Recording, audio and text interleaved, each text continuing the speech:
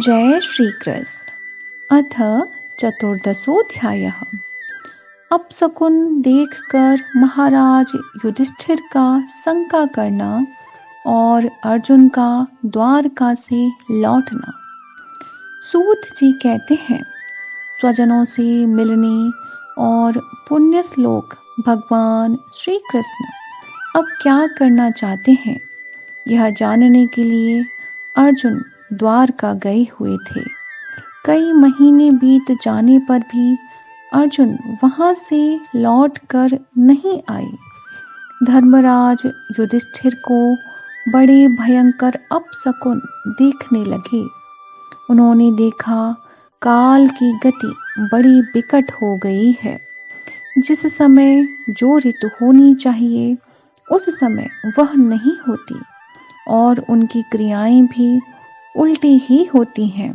लोग बड़े क्रोधी, लोभी और असत्य परायण हो गए हैं। अपने जीवन निर्वाह के लिए लोग पापपूर्ण व्यापार करने लगे हैं। सारा व्यवहार कपट से भरा हुआ होता है। यहाँ तक कि मित्रता में भी छल मिला रहता है। पिता, माता, सगे संबंधी, भाई और पति पत्नी में भी झगड़ा टंटा रहने लगा है। कलिकाल के आ जाने से लोगों का स्वभाव ही लोभ, दंभ आदि अधर्म से अभिभूत हो गया है और प्रकृति में भी अत्यंत अरिष्ट सूचक अपशकुन होने लगे हैं। यह सब देखकर युधिष्ठिर ने अपने छोटे भाई भीमसेन से कहा। युधिष्ठिर ने कहा, भीमसेन, अर्जुन को हमने द्वारका इसलिए भेजा था कि वह वहां जाकर पुण्य श्लोक भगवान श्री कृष्ण क्या कर रहे हैं इसका पता लगा आए और संबंधियों से मिल भी आए। तब से 7 महीने बीत गए हैं, किंतु तुम्हारे छोटे भाई अब तक नहीं लौट रहे हैं। मैं ठीक ठीक यह नहीं समझ पाता हूँ कि उनके न आने का क्या कारण है। कहीं देवर्षि नारद के द्वारा बतलाया हुआ वह समय तो नहीं आ पहुँचा है जिसमें भगवान श्री कृष्ण अपनी लीला विग्रह का संवहरण करना चाहते हैं।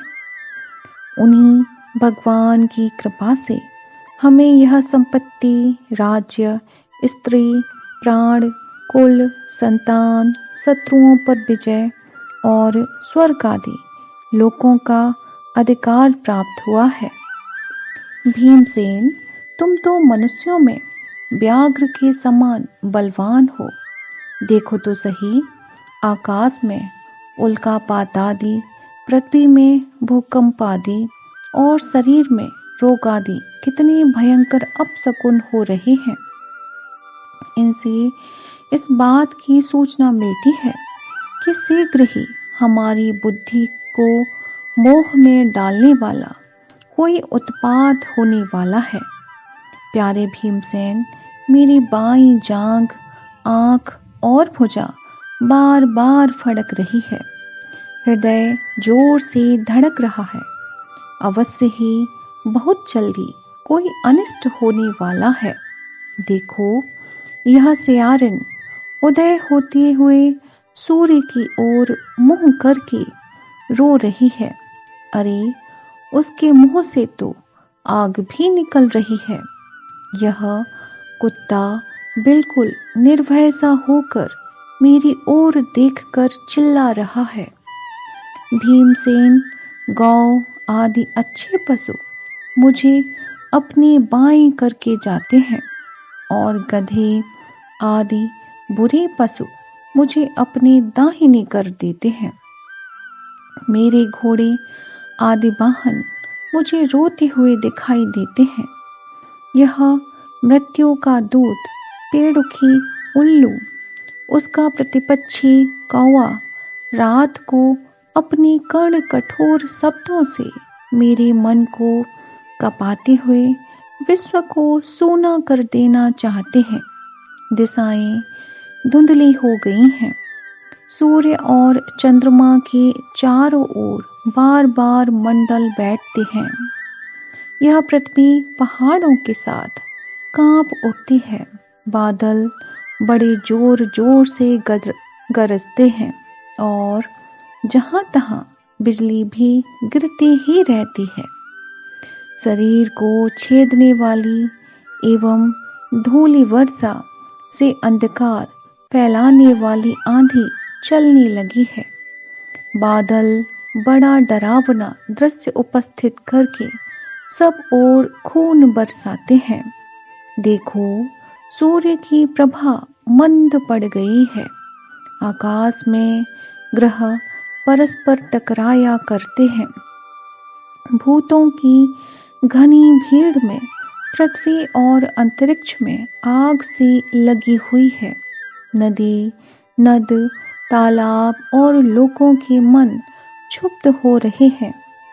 घी से आग नहीं जलती। यह भयंकर काल न जाने क्या करेगा। बछड़े दूध नहीं पीते, गौएं दुहने नहीं देती। गौशाला में गौएं आंसू बहा बहा कर रो रही हैं। बैल भी उदास हो रहे हैं। देवताओं की मूर्तियां रो सी रही हैं। उनमें से पसीना चूने लगता है और वे हिलती डोलती भी हैं। भाई, ये देश, गांव, शहर, बगीचे, खाने और आश्रम श्रीहीन और आनंद रहित हो गए हैं। पता नहीं ये हमारे किस दुख की सूचना दे रहे हैं। इन बड़े बड़े उत्पातों को देखकर मैं तो ऐसा समझता हूँ कि निश्चय ही यह भाग्यहीना भूमि भगवान के उन चरण कमलों से, जिनका सौंदर्य तथा जिनकी ध्वजा वज्र अंकुशादि विलक्षण चिन्ह और किसी में भी कहीं भी नहीं है, रहित हो गई है। सौनक जी, राजा युधिष्ठिर इन भयंकर उत्पातों को देखकर मन ही मन चिंतित हो रहे थे कि द्वारका से लौटकर अर्जुन आए। युधिष्ठिर ने देखा अर्जुन इतने आतुर हो रहे हैं जितने पहले कभी नहीं देखे गए थे। मुंह लटका हुआ है, कमल सरीखे नेत्रों से आंसू बह रहे हैं और शरीर में बिल्कुल कांति नहीं है। उनको इस रूप में अपने चरणों में पड़ा देखकर युधिष्ठिर घबरा गए।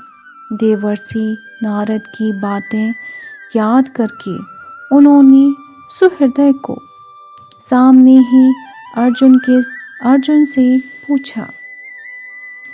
युधिष्ठिर ने कहा, भाई, द्वारकापुरी में हमारे स्वजन संबंधी मधु, भोज, दशाह, आर्ह, सात्वत, अंधक और वैष्णवंशी यादव कुशल से तो हैं।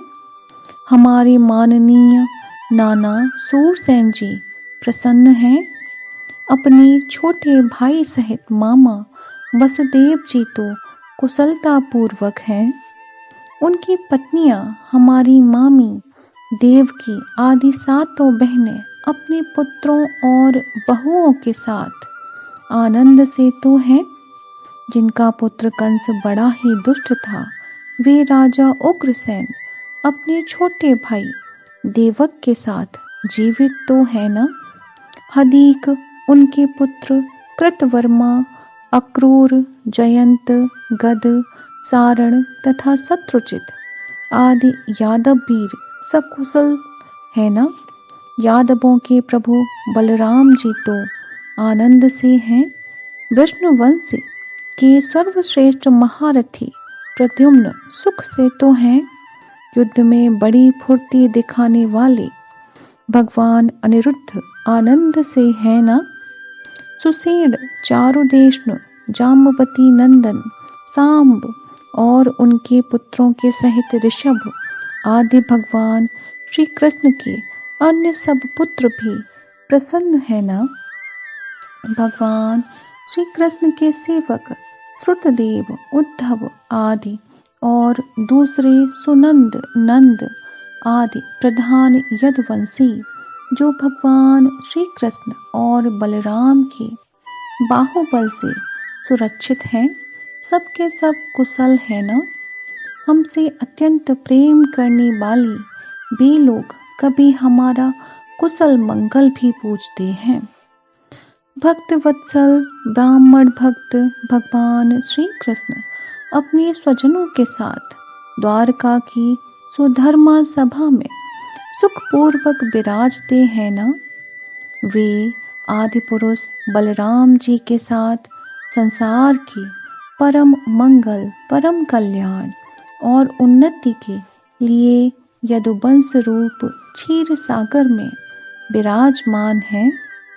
उन्हीं के बाहुबल से सुरक्षित द्वारकापुरी में यदुवंशी लोग सारे संसार के द्वारा सम्मानित होकर बड़े आनंद से विष्णु भगवान के पार्षदों के समान विहार कर रहे हैं। सत्यभामा आदि 16,000 रानियां प्रधान रूप से उनके चरण कमलों की सेवा में ही रत रहकर उनके द्वारा युद्ध में इंद्रादि देवताओं को भी हराकर इंद्राणी के भोग योग्य और उन्हीं की अभीष्ट परिजात आदि वस्तुओं का उपभोग करती हैं। यदुवंशी वीर श्री कृष्ण के बाहुदंड के प्रभाव से सुरक्षित रहकर निर्भय रहते हैं और बलपूर्वक लाई हुई बड़ी बड़ी देवताओं के बैठने योग्य सुधर्मा सभा को अपने चरणों से आक्रांत करते हैं। भाई अर्जुन, यह भी बताओ कि तुम स्वयं तो कुशल से हो न? मुझे तुम श्रीहीन से दिख रहे हो। वहां बहुत दिनों तक रहे, कहीं तुम्हारे सम्मान में तो किसी प्रकार की कमी नहीं हुई? किसी ने तुम्हारा अपमान तो नहीं कर दिया? कहीं किसी ने दुर्भावपूर्ण अमंगल शब्द आदि के द्वारा तुम्हारा चित्त तो नहीं दुखाया? अथवा किसी आशा से तुम्हारे पास आए हुए याचकों को उनकी मांगी हुई वस्तु अथवा अपनी ओर से कुछ देने की प्रतिज्ञा करके भी तुम नहीं दे सके? तुम सदा शरणागतों की रक्षा करते आए हो। कहीं किसी ब्राह्मण, बालक, गौ, बूढ़ी, रोगी, अबला अथवा अन्य किसी प्राणी का जो तुम्हारी शरण में आया हो, तुमने त्याग तो नहीं कर दिया? कहीं तुमने अगम्या स्त्री से समागम तो नहीं किया अथवा गमन करने योग्य स्त्री के साथ असत्कार पूर्वक समागम तो नहीं किया? कहीं मार्ग में अपने से छोटे अथवा बराबरी बालों से हार तो नहीं गए अथवा भोजन कराने योग्य बालक और बूढ़ों को छोड़कर तुमने अकेले ही तो भोजन नहीं कर लिया? मेरा विश्वास है कि तुमने ऐसा कोई निंदित काम तो नहीं किया होगा जो तुम्हारे योग्य न हो। अपने परम प्रियतम अभिनंदन हृदय परम सुहृदय भगवान श्री कृष्ण से तुम रहित हो गए हो न हो, इसी से अपने को शून्य मान रहे हो। इसके सिवा दूसरा कोई कारण नहीं हो सकता जिससे तुमको इतनी मानसिक पीड़ा हो। जय श्री कृष्ण।